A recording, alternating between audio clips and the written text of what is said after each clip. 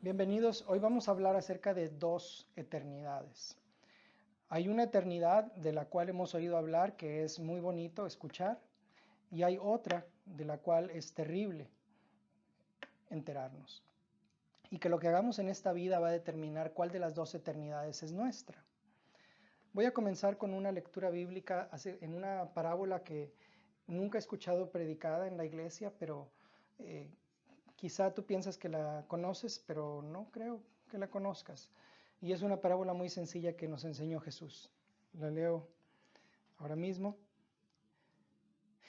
Pero ¿qué os parece? Un hombre tenía 2 hijos, y acercándose al primero le dijo: Hijo, ve hoy a trabajar en mi viña. Respondiendo él dijo: No quiero. Pero después, arrepentido, fue. Y acercándose al otro le dijo de la misma manera, y respondiendo él dijo: Sí, Señor, voy. Y no fue. ¿Cuál de los dos hizo la voluntad de su padre? Bastante obvio, ¿no? Pero Jesús tenía un punto al cual quería llegar. Dijeron ellos: el primero. Jesús les dijo: de cierto os digo que los publicanos y las rameras van delante de vosotros al reino de Dios. Porque vino a vosotros Juan en camino de justicia y no le creísteis, pero los publicanos y las rameras le creyeron. Y vosotros, viendo esto, no os arrepentisteis después para creerle. Y he sentido, preparándome para esta charla, que voy a centrarme en una palabra en la Biblia, de 5 letras, que es la palabra hazlo, como una campaña de tenis atléticos una vez dijo: solo hazlo. Y algunas palabras relacionadas como hizo, no hizo y obras. La palabra hazlo yo creo que es la más importante en la escritura y por eso vamos a enfocarnos en ella el día de hoy. Hay dos entendimientos equivocados acerca de lo que significa ser cristiano en el mundo. Uno de ellos es por los no creyentes o los paganos y el otro es por los creyentes.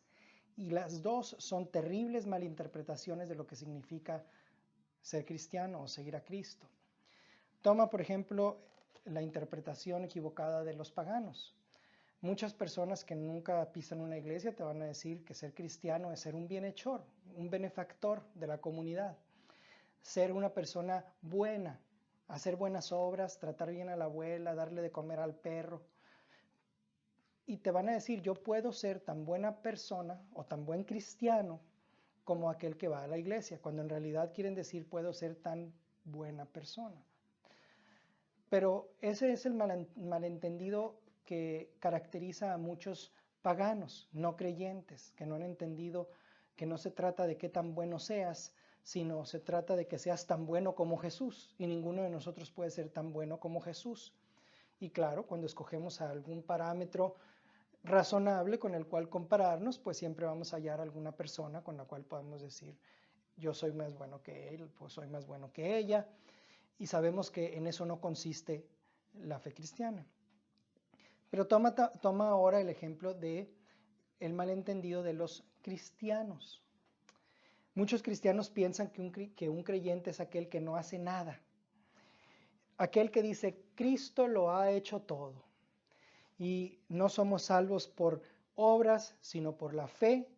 Por lo tanto, tan pronto como acepto que Jesús ya lo hizo todo, entonces ya yo estoy a salvo.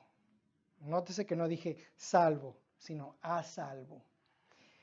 Y es increíble cómo muchos creyentes piensan que solamente por aceptar en tu mente ciertos principios de creencia va a ser suficiente para acceder al cielo. Pero quiero mostrarles hoy que hay muchas cosas que tenemos que hacer para el Señor. Y antes de que terminemos la charla, les voy a demostrar que un creyente de hecho puede acabar en el infierno. Así que si tú piensas que estás a salvo, pues te invito a que la puerta está muy ancha. Antes de que te moleste, porque en realidad hay muchas cosas que un cristiano tiene que hacer para eventualmente ser salvo. El problema es que muchos de nosotros pensamos o hablamos acerca del término de ser salvo como un evento pasado. Yo fui salvo hace 20 años. Yo fui salvo en un evento de Luis Palau. Siempre alzamos a ver hacia atrás, pero eso no es la enseñanza del Nuevo Testamento. Para Pablo siempre la salvación existe como un evento tanto pasado como presente como futuro. Y en el Nuevo Testamento la palabra salvo se menciona en los 3 tiempos. Y de los 3, ¿cuál piensan ustedes que es el más común por el número de menciones? Y la respuesta es la salvación futura. Pero desde los tiempos de la Reforma Protestante, muchos evangélicos hemos caído en la costumbre de referirnos a nuestra salvación exclusivamente en el tiempo pasado. Pero cuando el arcángel Gabriel se le apareció a José, le dijo: llamarás al niño Jesús, porque él salvará a su pueblo de sus pecados, todos sus pecados. Porque en eso consiste la salvación, en ser salvos, no del infierno, eso es un bono extra, sino en ser salvos de todos nuestros pecados, de todas las impurezas que nos hacen, que nos separan de Dios. Yo no soy salvo todavía, pero un día lo seré. Estoy en el camino de la salvación, como en el Nuevo Testamento le llaman a la religión cristiana. Y en la carta a los romanos, el apóstol Pablo dice que nuestra salvación está más cercana que cuando al principio creímos. Y efectivamente nuestra salvación está más cercana. Pero es un evento al cual aspiramos. Me tengo que explicar mejor porque algunos que ustedes están como todavía tratando con el engranaje de la palabra, pero voy a tratar de establecer todo lo que he dicho hasta este momento desde la palabra de Dios. Y la palabra de Dios está llena de cosas que hay que hacer y que hay que evitar. Y en el Antiguo Testamento hay 613 instrucciones de hacer y de evitar en la Torah, la mayoría de Moisés, de las cuales hay 10 grandes que conocemos como los 10 mandamientos, entre las cuales la mayoría son cosas que hay que evitar más que cosas que hay que hacer. Pero los judíos tienen en el Antiguo Testamento, las escrituras judías, 613 leyes.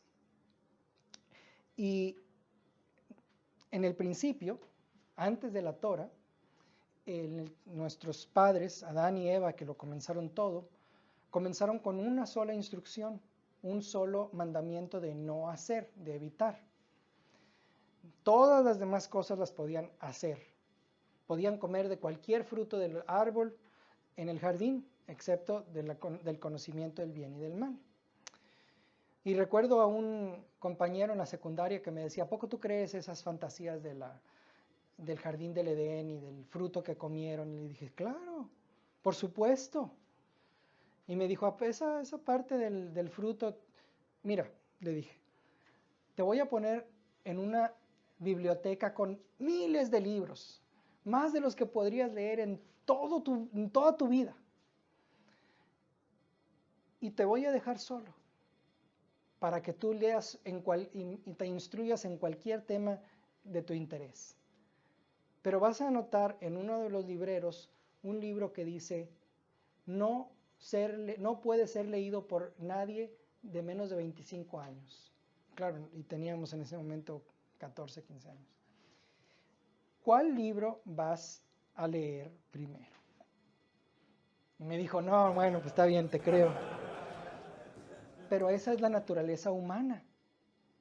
Por naturaleza, cuando pones una nota, por ejemplo, recordando en el TEC, cuando era estudiante en el TEC de Monterrey, si alguien ponía una nota no molestar, podrías estar seguro que va a llegar alguien a y a ver cómo se te caían los libros enfrente de la puerta del que estaba ahí con el anuncio no molestar estudiando en la biblioteca. Porque lo que no nos dicen que no hay que hacer es precisamente lo que queremos hacer. Y de esa misma manera Adán le dijo a Dios, no tu voluntad, sino la mía, sea hecha. Adán y Eva decidieron tomar independencia de Dios en una pequeña parte de sus vidas y decidir por nosotros mismos si comer de esa fruta es algo bueno o es algo malo para mí. Esa independencia se llama pecado, como la Biblia lo conoce. Y ese tipo de pensamiento es lo que nos ha llevado a donde estamos hoy. La privatización de nuestras vidas las convierte en anónimas para Dios y nos desconecta con la realidad que solamente existe cuando Dios nos ve. Pero vamos a mover ahora más adelante en la historia de la salvación y vamos a hablar de Abraham. Estamos hablando de las cosas que hay que hacer. Y Abraham fue una persona que hizo. Abraham, siendo un hombre de más de 75 años, un día escuchó la voz de Dios que le invitó a abandonar su tierra y su parentela y a salir de la casa cómoda en la que vivía de 2 pisos, con calefacción central y con agua corriente en los baños. Y es cierto, parece mentira, pero han excavado las casas en Ur de los Caldeos y son casas muy modernas y cómodas, de 2 pisos, con ladrillos utilizados en la construcción, con calefacción central en la forma de chimeneas. Y le mostré una foto de las chimeneas a mi hija y le dije, ¿qué te parecería vivir en una de estas casas? Y me dijo, se ve un poco antigua. Y le dije, sí, es 4,000 años de antigüedad, tiene 4,000 años de antigüedad. Y Abraham obedeció y abandonó su casa y abandonó su tierra y su parentela para vivir en una tienda de campaña el resto de sus vidas. Y en las montañas es frío en el invierno, para buscar una ciudad cuyo arquitecto y constructor es Dios. Y si no lo hubiera hecho, ni tú ni yo podríamos estar aquí el día de hoy. Por eso cuando yo llegue al cielo, si Dios me lo permite, voy a buscar a Abraham y le voy a agradecer haber renunciado a una comodísima residencia por mí y por todo aquel que sigue en la fe de Abraham. No fue un hombre perfecto, tuvo sus deficiencias, fue deshonesto, mintió para salvar su pellejo, pero fue un hombre que obedeció y por eso es reconocido en la Escritura, particularmente en una instancia en la cual Dios le dijo que sacrificara a su propio hijo, su única esperanza para el futuro. Y en esa ocasión entendemos que Abraham no argumentó, no trató de hablar con Dios para cambiar las circunstancias, sino obedeció. ¿Cuántos años creen ustedes que tenía Isaac cuando Abraham lo iba a ofrecer como sacrificio? Bueno, muchos evangélicos piensan que Isaac tenía alrededor de 12 años o de 15 años, pero no fue así. Él tenía alrededor de 30 años. Y si lees el capítulo 25 de Génesis, te vas a dar cuenta por la edad a la que murió Sara, los 127 años, puedes trazar la edad de Isaac cuando ese evento ocurrió en el monte Moría, en Israel. De manera tal que tenemos a un padre sacrificando a su hijo a los 30 años en obediencia a Dios, y el hijo voluntariamente en algún punto de la historia tuvo que haberle dicho a su papá, tienes el fuego, tienes el altar, ¿dónde está el sacrificio? Y Abraham le tuvo que haber dicho, eres tú. Y en ese momento el Hijo voluntariamente aceptó en obediencia la voluntad del Padre. Y qué hermoso dibujo, analogía de la salvación que obtuvimos a través de Cristo. Y moviendo al siguiente ejemplo de obediencia en la Biblia, de cómo la fe es algo que hacemos y cómo se explica en la Biblia en términos de lo que hacemos y no solo de lo que pensamos o decimos que creemos. Y tenemos a Moisés. Moisés fue un hombre que batalló para aceptar la voluntad de Dios, pero al final la hizo. Moisés sabemos que rescató al pueblo de Israel de una situación en la cual no tenían tiempo para ellos mismos, no tenían posesiones para ellos mismos, no tenían ni siquiera su propio nombre. Eran esclavos, eran objetos que pertenecían a Faraón, que no le pertenecían a ellos mismos y mucho menos a Dios. Eran esclavos en Egipto. Y sabemos que eventualmente, cuando el Señor lo rescató de Faraón, les dio una ley, la Torá, la cual, como mencioné, contiene 613 leyes, de las cuales ustedes estarán familiarizados con las 10 grandes, los 10 mandamientos, como mencionamos. Y realmente, cuando uno medita las enseñanzas de la ley, te das cuenta que era una ley imposible de cumplir. Y me viene a la mente un libro que leí de un año de vivir bíblicamente, así se llama. Fue escrito por un judío no practicante, escritor del New York Times, que se llama A.J. Jacobs. Y es súper chistoso ese libro porque él decidió vivir durante 12 meses por la Torá y por las enseñanzas del Nuevo Testamento, las cuales él consideraba también parte de la Escritura, y anotó todas las 613 leyes del Antiguo Testamento y todas las leyes del Antiguo y del Nuevo Testamento, y decidió vivir por ellas y obedecer cada una de esas leyes. Y lo primero que tuvo que hacer fue vender toda su ropa porque era de material mixto, y solamente se quedó con batas de dormir hechas de 100% algodón, y tenía que andar en esa ropa en Nueva York.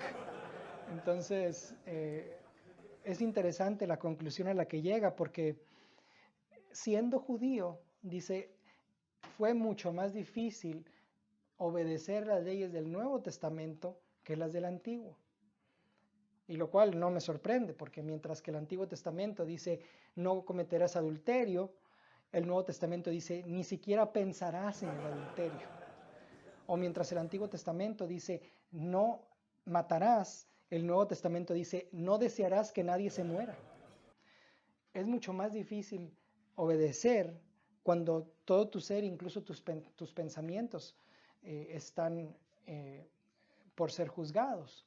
Incluso Jesús dijo, todo lo que se susurra en la habitación va a ser gritado a los 4 vientos. El estándar de Jesús es mucho más alto que el del Antiguo Testamento. Y aquí es en donde entramos nosotros. Porque mientras que en la Torá había 613 leyes que había que obedecer, ¿cuántas leyes creen ustedes que había en el Nuevo Testamento? En el Nuevo Testamento había más de 1100 leyes. Más de 1100. Y claro, muchos de los creyentes te dirán hoy, bueno, nomás tienes que creer y todo lo demás ya Cristo lo pagó por ti, lo hizo por ti. Y entonces, ¿qué hacemos con las 1100 enseñanzas del Nuevo Testamento? Bueno, pues felizmente las ignoras y se acabó. Pero esa no es la enseñanza de Jesucristo. Tenemos que vivir de acuerdo a lo que Jesús nos enseñó. Por eso, cuando ustedes oyen en la iglesia una enseñanza descrita en términos de una vez salvo, para siempre salvo, estamos enseñando algo que no es bíblico. En primer lugar, porque no soy salvo aún, como les expliqué anteriormente. Estoy progresando hacia la salvación. Nuestra salvación está más cerca que cuando creímos al principio, pero no puedo perder algo que ni siquiera he obtenido por completo. O puedo caminar, puedo dejar de caminar, o puedo caminar en reversa y perder lo que ya obtuve. Perder lo que he obtenido en Cristo. Pero no ha habido un falso testimonio que ha hecho más daño a la búsqueda cristiana de la santidad que esa enseñanza falsa que dice una vez salvo, para siempre salvo. Y es increíble cómo esa enseñanza ha tomado posesión de nuestros pensamientos, al grado tal que muchas veces oigo cristianos viviendo en adulterio abierto, divorciados y vueltos a casar, con una ex esposa viva y una nueva esposa adúltera viva. Y me dicen, no, todo está bien, yo ya me arrepentí, el Señor cubre todo. Escucha, si Dios condena a un pagano por cometer adulterio al infierno, pero luego se vuelve a ti y te dice, no te preocupes, tú estás bien, su sangre lo cubre todo, tú puedes cometer adulterio. Eso convertiría a Dios en el ser más injusto que pudiera existir en el universo. Dios no tiene favoritos. La Biblia dice que Él no hace acepción de personas. Y mientras no creamos en un Dios que bendice y maldice, mientras no creamos en un Dios que sana y que mata, mientras no creamos en un Dios que justifica y que condena, no estamos creyendo en el Dios bíblico. Nuestro Dios estableció leyes y en el Antiguo Testamento las puedes leer en Deuteronomio 27 y 28 y en Levítico 26, las maldiciones que sobrevienen a un pueblo que desobedece al Señor. Y para ejemplo, puedes observar lo que le pasó a los judíos en la Alemania nazi durante el Holocausto. Cómo las cenizas de muchos de ellos están todavía esparcidas en los campos de concentración en Birkenau, en Auschwitz y en Treblinka, en los cuales no puedes ni siquiera caminar sin pisar las cenizas. Y todo está escrito con detalle en esos pasajes. Los terrores que te van a llegar en la noche. Cómo Dios va a retirar su mano protectora de ti y exponerte como pueblo a la ira y al desprecio de los hombres. De manera tal que Dios no diseñó el terrible sufrimiento que los judíos padecieron en la Alemania nazi, pero los expuso a la maldad, a la malevolencia de los hombres, y Hitler y sus secuaces tomaron ventaja de eso. Y cuando observé un documental del Holocausto, me dije a mí mismo, eso es lo que le ocurre a un pueblo que desobedece. Y lo interesante que hay que saber es que creemos en el mismo Dios. El Dios del Antiguo Testamento es el Dios y Padre de nuestro Señor Jesucristo. Y las enseñanzas de creer, de obedecer y de evitar se trasladan del Antiguo Testamento al Nuevo. Y esas más de 1100 enseñanzas que tenemos en el Nuevo Testamento, en la ley de Cristo, son imperativos que tenemos que obedecer. Y la enseñanza la encontramos perfectamente en la vida de Cristo. Cristo es el ejemplo de una vida perfecta, porque fue perfectamente obediente. Si tuvieras que explicar la vida de Cristo en una sola sentencia, ¿qué dirías? Pedro lo hizo en el capítulo 10 de Hechos. Dijo, Cristo vino entre nosotros haciendo lo bueno, doing good. Y bueno, Jesús fue el mayor benefactor de la humanidad, ciertamente. Y como seguidores de Cristo, lo mismo se debería hacer decir de nosotros. Esa mujer es una gran benefactora, ese hombre es un gran benefactor, pero más allá sabemos que la sumisión de Cristo fue total. Todas las cosas que Jesús hizo fueron cosas que el Padre le ordenó hacer. Todas las cosas que Jesús dijo fueron cosas que el Padre le dijo que dijera. Pero llegó un punto crucial en la vida de Jesús, en el cual su voluntad y la voluntad de Dios chocaron. Y digo esto reverentemente, pero Jesús no quería ser crucificado. Y el ejemplo está en los evangelios, cuando la Biblia nos dice que sudó gotas mezcladas con sangre. Y cualquier doctor te va a decir que esa es una señal, un síntoma de estrés extremo.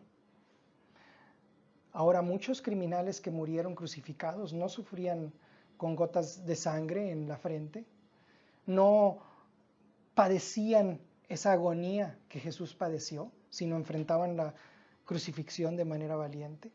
¿Por qué Jesús sufrió con gotas de sangre? La razón no fue por la crucifixión, aunque era una muerte lenta, era una muerte extremadamente dolorosa. Hasta el día de hoy la palabra dolor excruciante tiene en medio de la palabra cruz, porque era una muerte que los récords indican que duraba entre 2 a 7 días para que una víctima clavada a un bloque de madera finalmente muriera. Entonces, ¿por qué Jesús sufrió al grado de sudar gotas de sangre por una muerte que para otros era más soportable?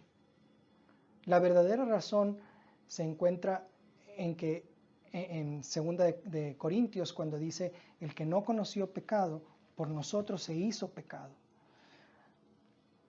La separación del Padre, el ser convertido en pecado, el recibir el rechazo, la separación y la ira de Dios, fue la mayor prueba de obediencia en la vida de Cristo. Cristo fue al infierno por ti y por mí. Fue al infierno durante su vida. Después de su muerte, la Biblia dice que fue al Hades, y esa es otra historia. Pero durante su vida, durante sus últimos momentos en la cruz, fue al infierno. ¿Por qué digo esto? El infierno es un lugar oscuro. Jesús mismo se refirió al infierno como la oscuridad exterior.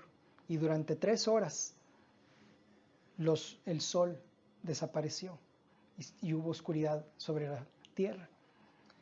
El infierno es un lugar sediento y Jesús clamó, tengo sed. Y ellos cruelmente le dieron vinagre, el cual solamente te hace más sediento. El infierno es un lugar solo, solitario, en donde Dios no está, en donde no vale la pena adorar, porque no hay nadie a quien adorar, en la cual no vale la pena orar, porque no hay nadie que te escuche. Y Jesús clamó, Eloi, Eloi, lama sabactani, Dios, mi Dios, ¿por qué? ¿Por qué? Nunca menosprecies el clamor confuso de Jesús en su humanidad, que confundido por la separación del Padre, clamó, ¿qué está pasando? Y aún así fue obediente hasta la muerte.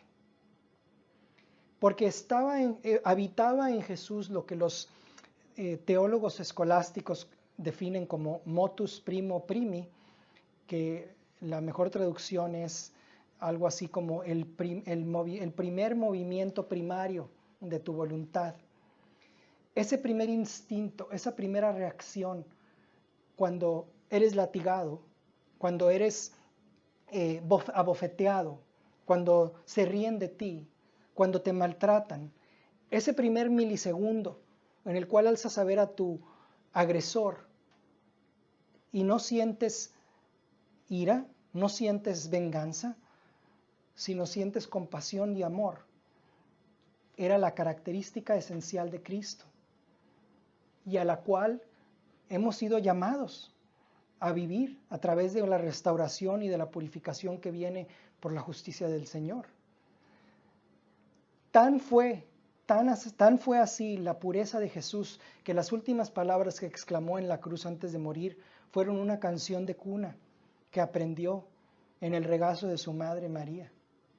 Solamente agregó la palabra Padre, pero murió con la pureza y la santidad de un niño pequeño, confundido, separado, pero obediente hasta la muerte. Esa es la obediencia de Cristo. Mi evangelio se centra en la resurrección y en eso estoy con las iglesias ortodoxas griegas del este. La cruz es muerte y sí, llevó a la resurrección, pero el poder del evangelio, de la iglesia primitiva, la forma en la que la centralidad de su evangelio era la resurrección. Pablo dijo: por tanto me he propuesto no saber nada entre vosotros sino Cristo y este crucificado. Esa es una mala traducción. Tomen mi palabra por ello, pero en el griego dice: he determinado no conocer entre vosotros nada sino Cristo y este habiendo sido crucificado. El tiempo está en el presente continuo en el griego. He conocido a Cristo y Cristo fue crucificado por ustedes, pero ha resucitado en poder y gloria. En el libro del Apocalipsis, capítulo 5, Juan vio a un cordero como inmolado, como que fue inmolado, de pie, delante del trono de Dios. Y hoy escuchamos a muchos predicadores hablar de la obra completa de Cristo en la cruz, la cual no es una frase bíblica, una vez más. Pero mientras que la obra de Jesús fue completa en cuanto se refiere a sacrificio, Cristo ha seguido haciendo muchas cosas por nosotros, como mencionamos anteriormente, su intercesión. Y mientras que Él terminó su obra, nosotros tenemos que hacer muchas cosas. Así que vamos a recorrer la vida cristiana y hablemos de las cosas que hay que hacer. ¿Cómo comenzamos la vida cristiana? Haciendo.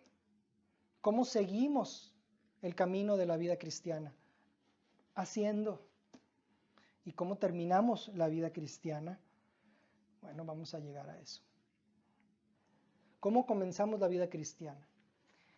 Hay 4 cosas que debemos hacer para comenzar la vida cristiana. Cuando en Hechos le preguntaron al apóstol Pedro: hermano, ¿qué debemos hacer? Pedro les dio 4 cosas muy claras. El paquete de Pedro, como le llamo. La primera de ellas fue: arrepentíos. El primero de los 4 pasos para comenzar la vida cristiana es arrepentirse. Y arrepentirse es algo que haces, no es algo que sientes, no es algo que piensas.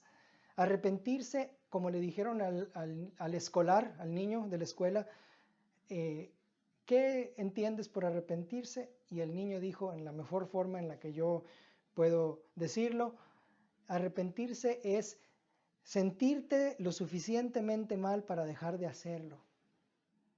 Arrepentirse es algo que haces, o en este caso algo que dejas de hacer. Arrepentirse no es sentirte mal por el daño que le hiciste a otros, o el daño que te hiciste a ti mismo, o incluso el daño que le hiciste a Dios, cuyo amor le escupiste en la cara, cuyas leyes has roto. Arrepentirse es demostrar con acciones un cambio interior. Cuando a Juan el Bautista le preguntaron, cuando Juan el Bautista predicó, dijo: haced obras dignas de arrepentimiento, y le preguntaron, ¿qué es arrepentirse? Y Juan el Bautista dijo: si tienes 2 túnicas, regala una. Si estás molestando a la gente, extorsionándolas, deja de extorsionarlas. Si no estás contento con lo que ganas, confórmate con lo que ganas. Muy práctica la enseñanza del arrepentimiento de Juan el Bautista. El arrepentimiento es algo que tú haces. Y es increíble cómo en muchas iglesias Hay creyentes que persisten a través de los años en su pecado sin entregarlos en forma de arrepentimiento. Y cuando algunas veces avivamiento llega a las iglesias, lo primero que ocurre es una muestra de arrepentimiento en creyentes que debieron haber dejado hábitos y prácticas pecaminosas desde hacía años atrás. Gente que debió haber abandonado un estado de cohabitación y debieron haberse casado. Gente que está viviendo en segundos matrimonios, en adulterio abierto y que no se han arrepentido propiamente. Son generalmente los primeros que el Señor llama a arrepentirse cuando no debió haber sido así. Debieron haber sido propiamente enseñados cuando recién llegaron a la comunidad cristiana para deshacerse de esas prácticas pecaminosas. Y uno de mis pasajes favoritos en el Nuevo Testamento es cuando el apóstol Pablo dice: no fui rebelde a la visión celestial, así que... ¿Alguien puede dar la...? ¿Sí? No he conocido creyente que complete la frase, pero a mí me encanta escuchar esa frase porque Pablo dice: no fui rebelde a la visión celestial, por lo tanto le prediqué arrepentimiento a los gentiles para que se arrepientan ante Dios y se conviertan a Dios y prueben su arrepentimiento por sus obras. Y nunca he escuchado un predicador tocar ese punto. Y en realidad hemos convertido el Evangelio en una profesión de fe cuando deberíamos buscar frutos dignos de arrepentimiento. Muchas veces en las iglesias bautizan creyentes solamente con profesión de fe y ni siquiera se buscan los más elementales frutos de arrepentimiento.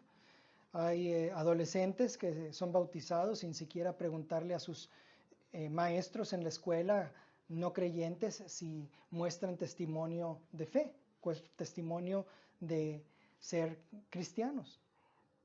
Y yo llegué al punto de recomendarle a mis líderes que no bauticen personas solamente con profesión de fe, sino con obras dignas de arrepentimiento.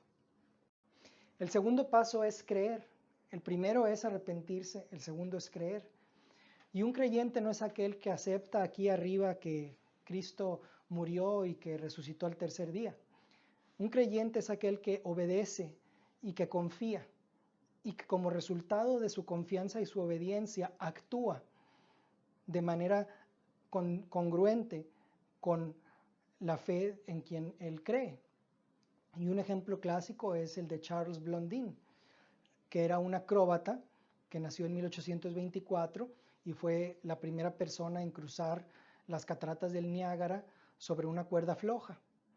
Y en una de sus intervenciones, las primeras de ellas, le preguntó a la multitud: ¿cuántos creen que puedo hacer esta acrobacia? Y la multitud que se congregó para verlo cruzar el río Niágara dijo: creemos, sí, tú puedes. ¿Cuántos creen que lo puedo hacer vendado? Y la gente otra vez, yeah, sí. Y luego dijo: ¿cuántos creen que lo puedo hacer de espaldas? Y sí, lo creemos. Y luego dijo: ¿quién está dispuesto a caminar conmigo sobre la cuerda floja, sobre mis hombros? Y la gente, silencio. Pues no que creían en mí. Creer aquí no es lo mismo, no es fe que salva. Pero una de esas personas que estaba entre la multitud, Harry, el entrenador de Charles, fue. Y Charles lo subió a sus hombros y caminó y atravesó el río Niágara con éxito sobre sus hombros, porque Harry creía en Charles y demostró su fe en obras.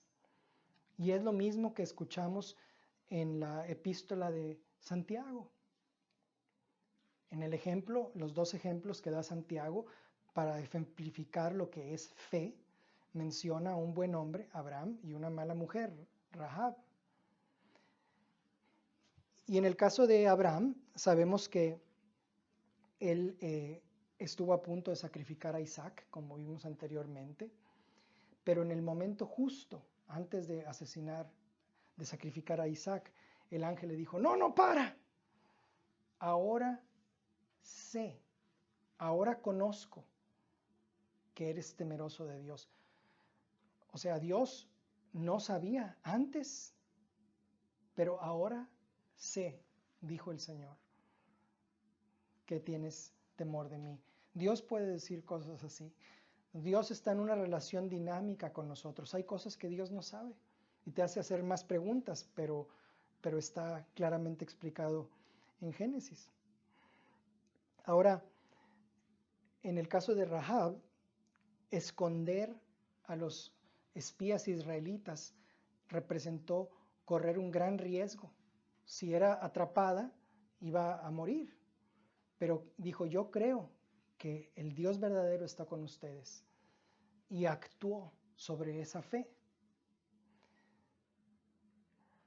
Creer no es solamente confesar aquí en nuestra mente, en nuestra boca, que creemos en Jesús, que creemos que murió.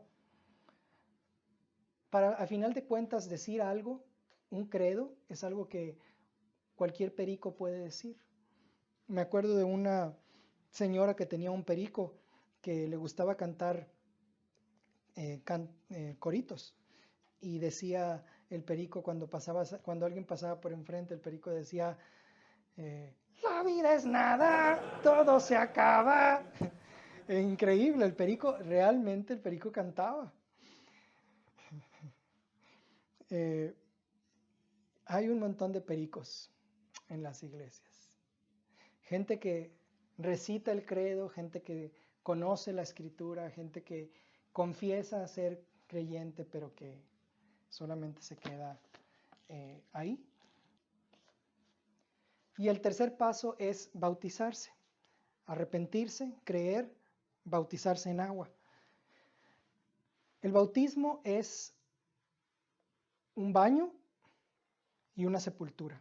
Es un baño para gente sucia y es una sepultura para gente muerta. Muchos pastores explican el bautismo en términos de un testimonio, de un acto de testimonio. ¿Estás dispuesto a aparecer enfrente de una multitud escurriendo de agua? ¿Sí? Muy bien. Esa es tu deber ante Dios. Pero el bautismo es mucho más que eso. El bautismo es un sacramento. Y un sacramento es un acto físico con una implicación espiritual. Muchas iglesias protestantes se enfocan en lo que nosotros hacemos en el bautismo. Por el contrario, las iglesias ortodoxas, católicas y tradicionales, en la congregación anglicana, por ejemplo, enfatizan lo que Dios hace en el bautismo. Y algunas veces desearía juntar las dos teologías, porque desgraciadamente los que enfatizan lo que Dios hace en el bautismo lo aplican mal a infantes, a bebés que no necesitan una sepultura porque no están muertos y no necesitan un baño porque no están sucios todavía del pecado del mundo, aunque tienen la naturaleza, la tendencia a pecar. Pero necesitamos el bautismo, es esencial. Algunos creyentes han llegado a pensar que el bautismo no es esencial para la salvación.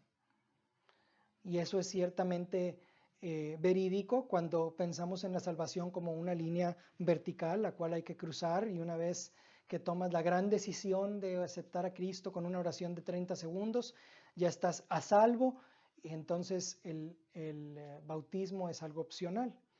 Pero cuando ves la salvación como un camino de salvación, como una línea horizontal, como un proceso, entonces vas a aceptar que cualquier cosa que te pueda ayudar a alcanzar la meta de la salvación, de ser tan puro, perfecto y santo como Cristo, entonces vas a ver que el bautismo es esencial para ayudarte a llegar ahí. Hay dos ejemplos que me gusta compartir en el tema del bautismo. Uno de ellos es el de un pandillero de una pandilla que se llama Los Ángeles del Infierno, en una ciudad en la que conozco a un amigo que presenció los hechos. Hace ya algunos años el muchacho tenía tatuajes sobre todo su cuerpo y cuando se convirtió al Evangelio,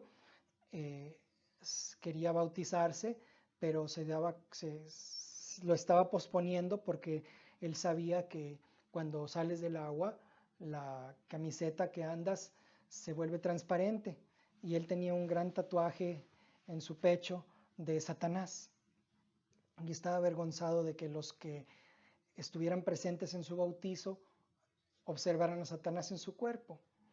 Y fue con el cirujano del hospital local y le pidió una cotización para remover el tatuaje, y el cirujano le dijo: mira, no lo cubre el seguro social, por lo tanto te va a costar una millonada y te va a tomar tiempo porque voy a tener que hacer un injerto de piel de tu talón o de tu muslo y lo tengo que injertar poco a poco en tu pecho. Y el muchacho dijo: pues mira, no tengo ni la lana ni el tiempo. Entonces le pidió a un pastor, amigo de mi amigo, que fuera a hacer el bautizo. Y se introdujo en la piscina, en un hogar privado de un cristiano, con cristianos alrededor de él. Cantaron una alabanza con la guitarra. Lo bautizaron en nombre del Padre, el Hijo y del Espíritu Santo. Se sumergió en el agua y salió del agua. Y dijo: Señor, gracias. Y cuando alzó sus brazos para decir: Señor, gracias, los asistentes al bautizo se quedaron sorprendidos de ver que su pecho estaba limpio. Satanás, ¿cuántas veces has visto que el agua sea capaz de borrar un tatuaje indeleble? La tinta indeleble del tatuaje fue borrada por agua, pero era agua bautismal. Y si tú le dices a ese muchacho el día de hoy: oye, el bautismo es nada más un testimonio, se va a reír de ti y te va a decir: no, es un sacramento. Dios quitó a Satanás de mí a través del bautismo. Y en Primera de Pedro encontramos que el bautismo limpia nuestra conciencia. El bautismo limpia nuestros pecados, no del récord del cielo, sino de nuestra conciencia, para poder tener un nuevo comienzo, un verdadero nuevo nacimiento en Cristo Jesús. Y es una herramienta esencial para vivir la nueva vida. Pero si comenzamos nuestra vida solamente con el bautismo en agua y no introducimos a los nuevos creyentes al bautismo en el Espíritu Santo, yo pienso que eso es algo cruel, porque les estás ayudando a comenzar la vida cristiana, pero no les estás dando las herramientas para seguir en el camino de Dios. Y eso nos lleva a nuestro cuarto paso para comenzar la vida cristiana. El cuarto paso es recibir el Espíritu Santo. Y estoy citando una orden de Jesús.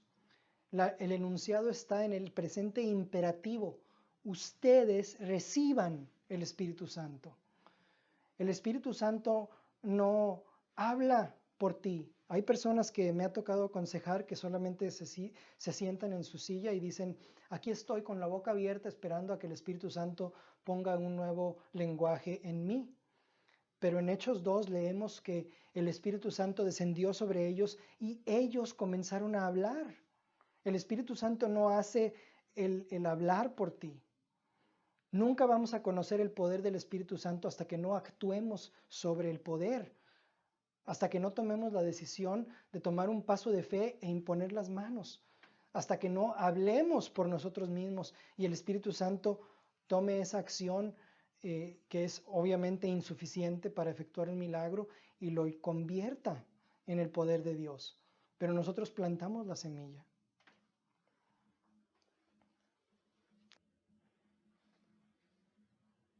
Y bueno, ¿cómo continuamos la vida cristiana? Habiendo visto los 4 pasos para iniciarla, ¿cómo proseguimos? Y habíamos dicho que es haciendo. ¿Haciendo qué? Jesús nos dio una oración diaria en la cual dice: hágase tu voluntad en la tierra como en el cielo. No es hacer la voluntad de Dios como ojalá que se haga tu voluntad. No, es el grito de batalla del creyente. Que tu voluntad sea hecha. Tu voluntad sea hecha aquí en la tierra como es en el cielo. Es muy diferente al grito del Islam. Inch Allah. Y si en alguna ocasión has visitado pescadores musulmanes, tienen sus peces expuestos para secarlos al sol, los pescadores musulmanes no van a levantar los peces. Claro, la lluvia es un evento muy poco probable, pero si ocurre, van a sentarse y van a ver sus peces pudrirse, porque es la voluntad de Alá. Inch Allah, es lo que te van a decir. El cristiano, por el contrario, considera la voluntad de Dios su supremo mandamiento y misión en la vida. No simplemente un acto de sumisión, es un acto continuo de obediencia, es un acto continuo de demostración. Hay que darse cuenta que hay dos áreas de la voluntad de Dios. Una es su voluntad general y el otro aspecto es su voluntad específica. La voluntad general de Dios está escrita en la Biblia. El 95% de la voluntad general de Dios ya está escrita para ti y para mí. Su voluntad es una vida santa. Su voluntad es una forma honesta de hacer nuestro trabajo. Su voluntad es una forma santa de vivir nuestro matrimonio. Esa es su voluntad general. Pero también hay una voluntad específica. ¿Cuál trabajo hacer? ¿Con quién casarte? ¿En dónde vivir? Son voluntades específicas, instrucciones específicas de Dios. Y mi único consejo para ustedes en esta área es que no intenten buscar la voluntad específica de Dios si no están experimentando y buscando su voluntad general, primeramente. Porque ¿de qué sirve saber la voluntad específica de Dios si tienes a tu intelecto y a tu albedrío sentado en el trono y diciéndole a Dios, dime qué es lo que tengo que hacer y lo voy a considerar?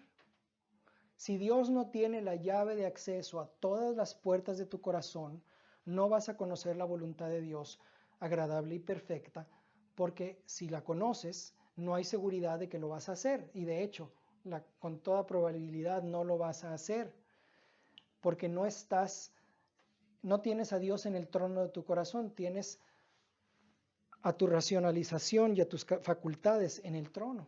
Y estás esperando que Dios te demuestre que vale la pena obedecerlo.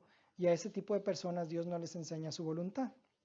Y hay un ejemplo en esta área en particular, hay un libro que se llama Bajo sus propios ojos, Under Their Very Eyes, escrito por John Hamblin, que quisiera resaltar. John Hamblin fue un hombre muy pobre en Inglaterra, que fue el tercero o cuarto hijo de una familia numerosa, que eran tan pobres que para comer buscaban solamente compraban mantequilla con pan y comían eso por semanas, meses. Y para vestirse iban a buscar entre los basureros. Y a ese hombre tan pobre, del cual nadie hubiera esperado nada, un día escuchó la voz de Dios que le dijo, quiero que lleves mi palabra a Arabia. Y él ahora ya está muy mayor, pero cuando era joven llevó miles de copias de la palabra de Dios a Arabia. Y si ustedes han sabido cómo son en Arabia, son hostiles a cualquier cosa que sea cristiana. Y fue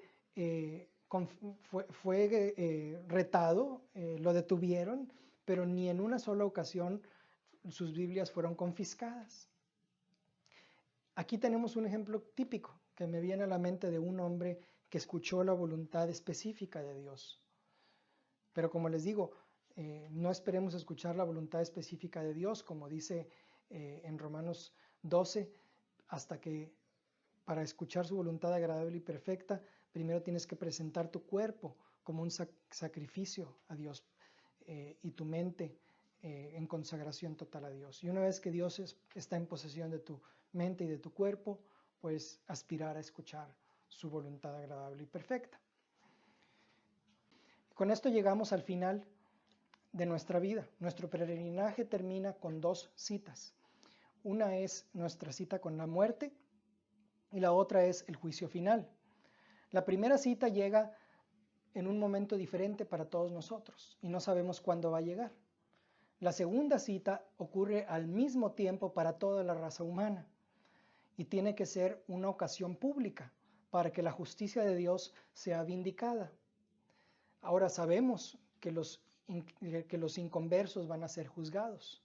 Sabemos que Dios los va a condenar. Leemos en las iglesias pasajes tales como: ¿no sabéis que los injustos no heredarán el reino de Dios? No erréis, ni los fornicarios, ni los idólatras, ni los adúlteros, ni los afeminados, ni los que se echan con varones, ni los ladrones, ni los avaros, ni los borrachos, ni los maledicentes, ni los estafadores heredarán el reino de Dios. Y esto erais algunos de vosotros. Sabemos esto, predicamos esto, pero, y aquí llego al punto de mi plática esta mañana, hay creyentes que van a acabar en el infierno, con un lugar entre los no creyentes. Y lo digo con temor en mi corazón, porque soy creyente y creo en el infierno como una posibilidad para mí. Que a pesar de haberle predicado a otros, yo mismo vaya a acabar ahí. Y es interesante que todas las advertencias de Jesús en el Nuevo Testamento acerca del infierno fueron dirigidas a sus creyentes, a sus seguidores, fieles seguidores. No las dirigió a la multitud, a los inconversos, con la excepción de 2 ocasiones en las que les advirtió a los fariseos acerca del infierno. En todas las demás ocasiones, las advertencias eran para sus creyentes, para sus seguidores. Chéquenme en la Biblia. No crean nada de lo que les estoy diciendo si no lo pueden encontrar ustedes en sus propias Biblias. Pero aún en Mateo 10, cuando los mandó a predicar el Evangelio, a sanar a los enfermos, a levantar a los muertos, les dijo: no teman de aquel que puede aniquilar sus cuerpos, témanle a aquel que puede arrojar su cuerpo y su alma en el infierno. Y no estaba hablando de Satanás, estaba hablando de Dios. Y es interesante que utilizó la palabra arrojar. Dios no manda a alguien al infierno, Dios lo arroja al infierno como un pedazo de basura, porque al infierno es a donde van aquellos seres humanos que han dejado de ser útiles para el propósito por el cual Dios los creó. Ese es el significado de perecer. Y lo significativo es que para Jesús el infierno era un tiradero de basura. La palabra que él usó para el infierno era Gehenna, que significa el valle de Hinnom, que es un valle que se encuentra en la zona sur de Jerusalén, el cual el sol no toca en su parte más baja porque es muy profundo. Y hasta 1962 todavía se utilizaba para la misma razón por la cual se usaba desde el tiempo de Jesús, como tiradero de la ciudad. Incluso la puerta sur de Jerusalén se conoce todavía como la puerta de los desperdicios, porque la gente tiraba en cubetas los desperdicios de comida y hasta sanitarios de drenaje a ese valle. Y en la parte de abajo lo mantenían quemándose para tratar de mantener el nivel lo más bajo posible. Ese desperdicio, ese tiradero, es a lo que Jesús se refería con el valle de Hinnom, con el infierno, al cual la gente es arrojada, echada, tirada.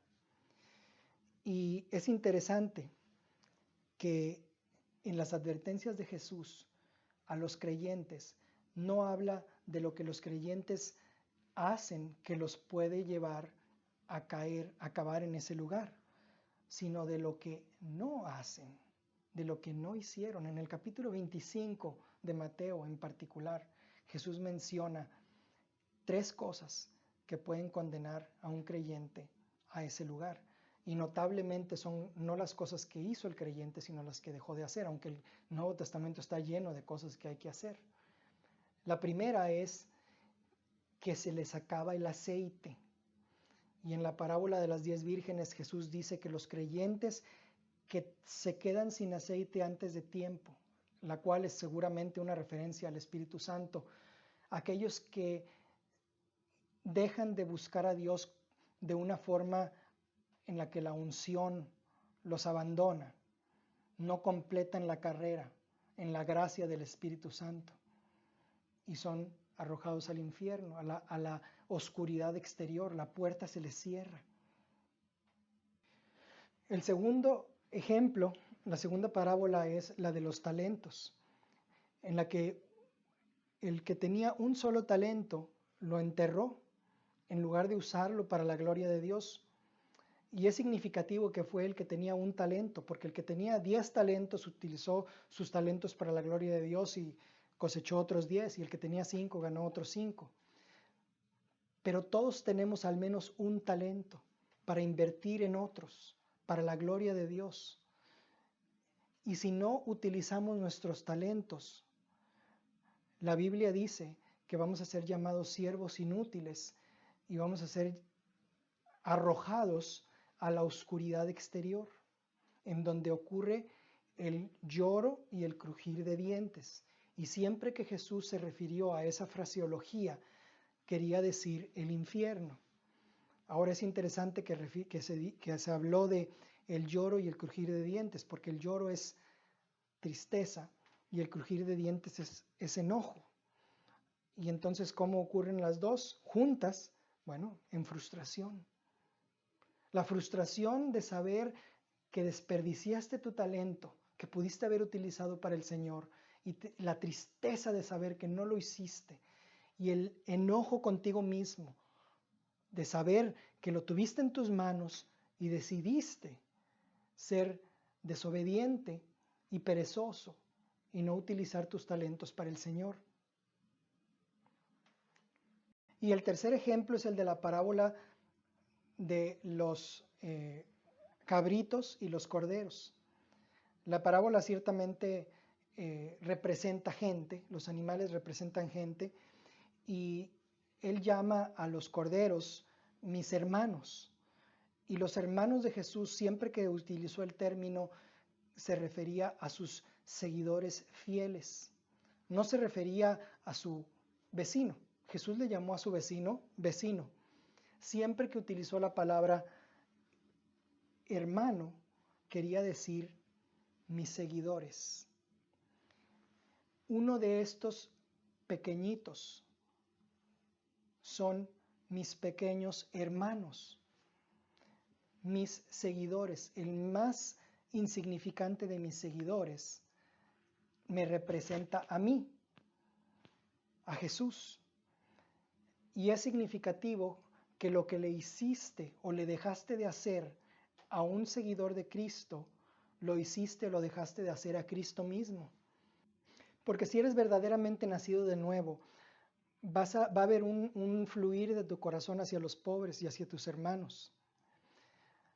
De manera que no es solamente lo que hiciste, sino lo que dejaste de hacer que puede causar que un creyente termine en el infierno. De manera que termino donde empecé. Hay dos eternidades. Una es con los ángeles de Dios y la otra es con los ángeles del diablo. Así que si tú piensas que estás seguro de ir a la eternidad correcta porque hace 20 años hiciste la gran decisión, no estás tan seguro. Los invito a ver algunos videos del tema de una vez salvo, para siempre salvo, que tengo por ahí en otras charlas. Pero en esas charlas digo que hay 80 pasajes en el Nuevo Testamento que advierten a los creyentes a no perder lo que encontraron en Cristo. Y menciono uno o dos de esos pasajes. El primero está en el Evangelio de Juan, capítulo 15, donde Jesús dice, permaneced en mí, morad en mí. Yo soy la vid verdadera, ustedes son las ramas. La vida eterna no está en las ramas, está en la vid, en la raíz. Mientras permanezcas en Jesús vas a tener vida eterna. La vida eterna no es un paquete que recibiste como ya algo listo para ponértelo. La vida eterna es una relación continua en la cual tú derivas tu vida y tus alimentos y tu nutriente de la fuente de vida eterna, que es Jesús. Pero algunos dirán, ¿y qué hay acerca de Juan 3:16?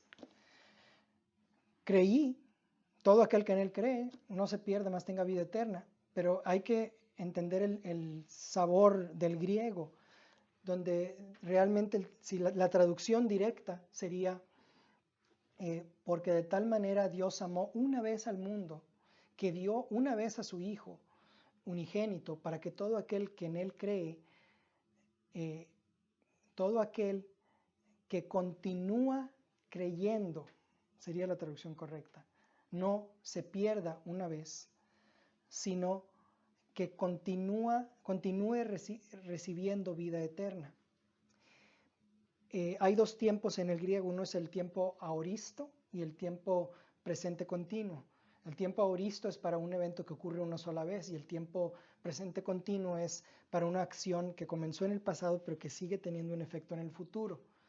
Los verbos en el versículo de Juan 3:16 se refieren a un evento continuo, a que tenemos que perseverar en la fe. No sé si eso les ayude a ver el pasaje de Juan 3:16 de una forma diferente. No es un acto que ocurrió una vez, sino es un acto continuo que nos mantiene recibiendo esa alimentación que nos lleva a la vida eterna. Otro pasaje es el de la parábola del sembrador, en la cual vemos que hay varios tipos de suelo. Hay un suelo que es duro por las circunstancias de la vida, que lleva a la persona a negarse a recibir del Señor. Otro suelo que es llano, shallow, que carece de suficiente profundidad, que al principio crece, germina la palabra de Dios y después muere cuando llegan las tribulaciones y las dificultades. Hay otro suelo que representa a las personas que crecen entre espinos, que representa a las personas que se enfrentan a los engaños de las riquezas, a las codicias de otras cosas de la vida y a las dificultades y preocupaciones de nuestro siglo, y por lo tanto el Evangelio es ahogado de sus vidas y nunca maduran. Estos ejemplos nos indican que la vida cristiana es una decisión entre caminar en la carne o en el espíritu. Y podemos caminar más lento, dejar de caminar o caminar hacia atrás y perder lo que recibimos. O en Romanos 11, en el pasaje que dice que así como los judíos dejaron de creer y fueron cortados, ustedes también, dice Pablo, si dejan de caminar en su misericordia, también van a ser desgajados, eliminados, cortados. Y al menos 3 autores del Nuevo Testamento utilizan el ejemplo de cómo 2,5 millones de judíos salieron de Egipto y solamente 2 llegaron a la tierra prometida. Y utilizan ese ejemplo para prevenirnos a nosotros de no caer, de no perder aquello que encontramos en Jesucristo.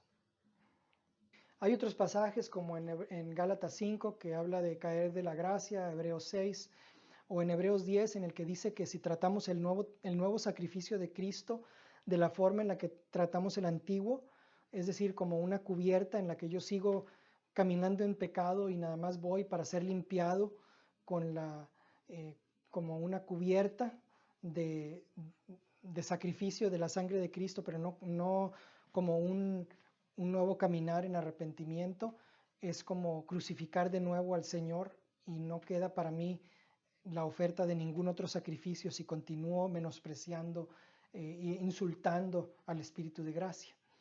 Tengo otras, como les digo, 80 pasajes en ese.